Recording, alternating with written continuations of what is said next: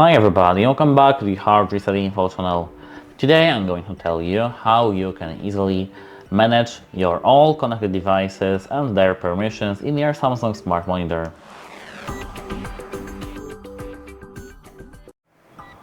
At first you have to scroll to the control panel, here, to the left, and now you have to scroll to the settings, here.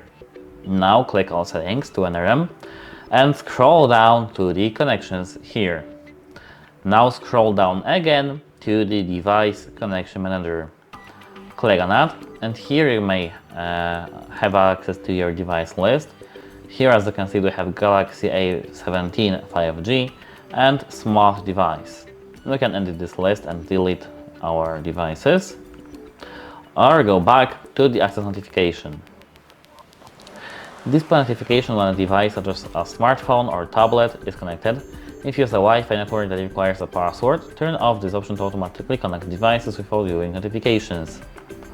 We can, here as you can see, set off, first time only, or always on. And that's how it works. Goodbye!